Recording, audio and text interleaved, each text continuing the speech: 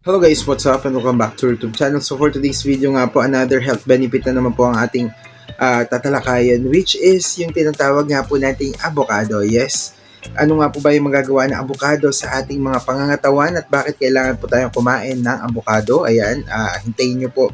Nasabihin ko lahat dahil marami-raming nga rin po ito. And again, para saan nga ba ang avocado? Nakatulong nga ba talaga siya sa ating utak? And nakakatulong nga rin po ba siya sa ating sugar? So malalaman po natin ngayon ito. So sabi nga dito, avocados are packed with nutrients and offer a wide array of health benefits nga po.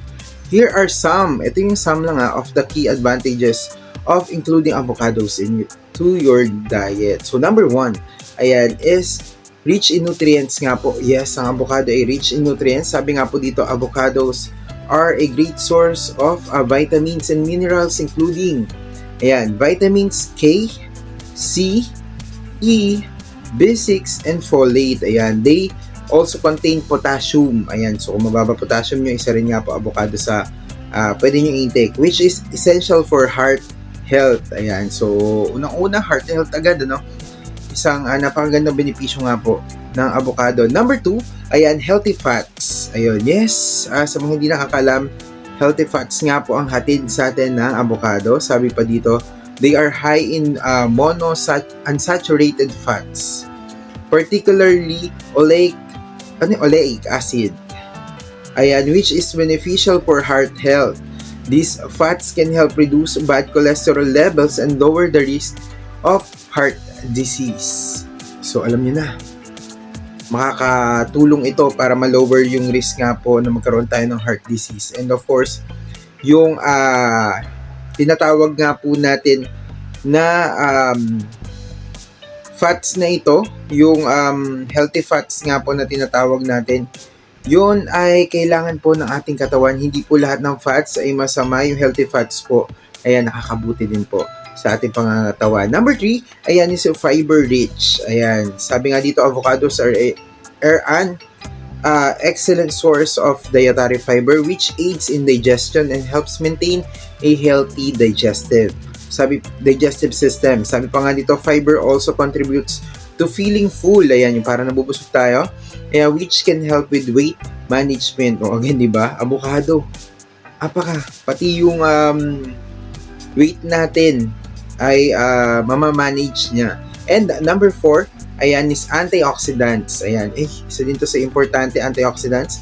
Sabi niya, they contain antioxidants like lutein, para sa mata, and zeaxanthin, ayan, which are important for eye health. O, diba? Sabi sa niya, para sa mata.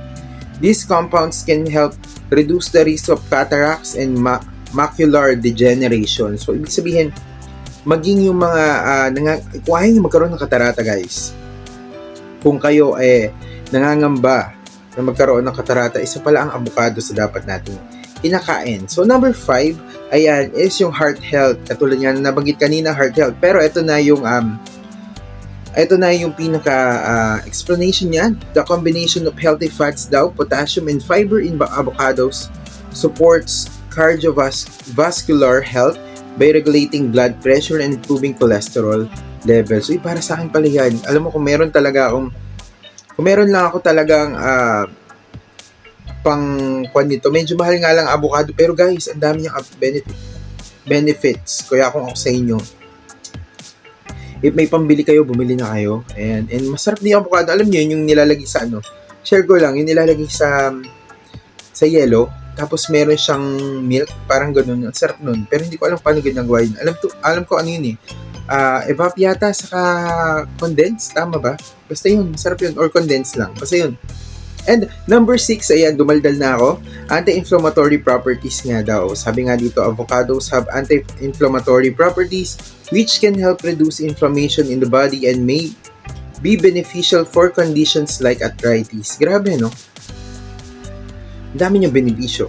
So number 7 na tayo, dumako na tayo sa number 7, improved nutrients absorption. Ito, sobrang importante nito. Syempre, kahit kumakain tayo ng mga nutrients, hindi naman natin lahat nakokonsume yun. And dapat talaga, meron din tayo mga kinakain na ganito na nakakatulong sa katawan natin na ma-absorb nga po natin lahat ng nutrients na kinakain natin. Sayang din naman syempre kung kain tayo ng kain, hindi naman na-absorb ng katawan natin. So, avocado nga po ang isa sa So makakatulong sa inyo na ma-absorb po yung nutrients. Sabi nga dito, the healthy fats in avocados can enhance the absorption of fat-soluble vitamins such as A, D, E, and K. Yung mga vitamins po na yun. Vitamin A, vitamin D, vitamin E, and vitamin K. Ayan, from other foods when eaten together. Ayun, so nakakatulong siya. So number 8, ayan, is skin health. Yes, ayan, nakakatulong nga rin po siya. Sabi pa dito, the vitamins and healthy fats in avocados contribute to healthy, glowing skin. O, di ba? Ang glow skin mo. Sabi pa dito, they can also help reduce the appearance of wrinkles and improve skin elasticity. Kumbaga, nakakabata. O, di ba? Ang pakaganda ng benepisyo nga ba ito? Wait lang. Saan na lang muna kung konti? Grabe. Uy.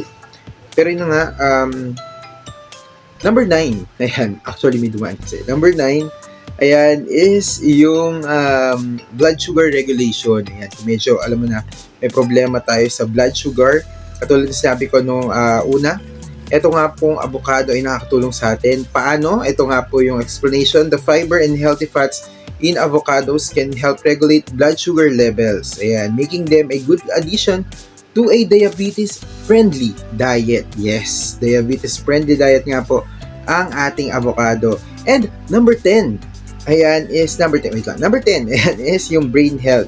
The healthy fats and antioxidants in avocado support brain health and may help improve cognitive function and reduce the risk of neurodegenerative diseases. Yes. Diba? Kung medyo takot tayo sa mga yung mga diseases na connected nga po sa neurodegenerative, basta ganun. Ayan. Uy, ano daw? Ayan, isa nga po ang avocados dapat natin kinokonsume. And sabi pa nga dito, avocados are versatile and can be enjoyed in many ways, whether in salads or toast, as guacamole, or even in smoothies. Ayan, may mga nabibili din sa mga yan. Sabi nga po dito, ang avocado ay isa sa